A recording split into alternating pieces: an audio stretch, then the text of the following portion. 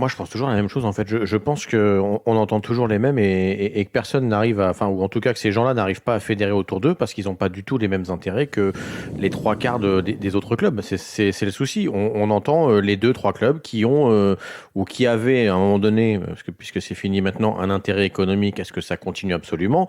Et on entend toujours ces deux, trois clubs. Alors, mis à part peut-être un club comme Amiens qui, lui, c'est plus pour des questions sportives de descente. Alors après, avec les conséquences financières qu'il y a derrière, mais dans un premier temps, c'est là-dessus. Mais c'est surtout ceux qui avaient de l'argent à récupérer, ceux qui n'arrivent pas à digérer la chose. Moi, j'entends pas les autres clubs, quoi. Vous les entendez parler, les autres clubs? Jamais, jamais. Donc ces gens-là, en fait, parlent et n'arrivent pas à fédérer parce que personne ne veut adhérer à leur discours, tout simplement. Moi, c'est ce Alors, que il y a j'en ceux déduis. qui parlent pas, parce qu'effectivement, bon, bah, en fait, ils sont pas tellement concernés par tout ce qui se passe, vu qu'ils restent à leur place, voilà. Il y a ceux Exactement. qui parlent pas parce qu'ils ont fait le choix de pas le faire.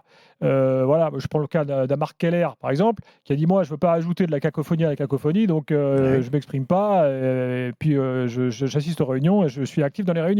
Et puis, il y a ceux qui ont entériné, comme on l'a dit jeudi dernier, tel son fils Laurent, qui a entériné, alors que lui, il avait un intérêt et qui a dit, eh ben, moi, j'entérine, et puis pas de polémique, et on passe à autre chose, quoi. Voilà, donc il y a quand même Ouais, différentes stratégies. pour fédérer, il faut Ouais. avoir un discours fédérateur. Il ne faut pas avoir un discours effectivement Ah oui. tourné égocentrique et tourné vers soi. Alors, Sinon, c'est compliqué. justement, par rapport à ce que tu dis, Pierrot, moi, ce que je retrouve dans ce comportement, c'est des dirigeants de notre football, c'est exactement ce que ces dirigeants-là reprochent à leurs propres joueurs, à leur propre équipe, c'est-à-dire avoir des stats personnels, pensées très personnelles, trop personnelles, et en fin de compte, ils ont eu la même attitude vis-à-vis du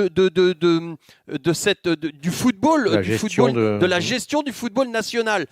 Chacun a pensé de son côté, et puis celui qui est entre les deux, qui se sent pas trop concerné, comme tu disais Gilbert, il la ferme. Donc, et en fin de compte, ils reprochent à leurs joueurs ce que eux, ils ont fait exactement là, la même attitude. Donc, j'aurais aimé qu'ils montrent l'exemple à leurs joueurs, comment on fait, comment on monte au créneau pour sauver les emplois de leur club et de tous les clubs en France, du sport, parce que j'en ai marre d'entendre c'est que du sport. Franchement, ça m'énerve.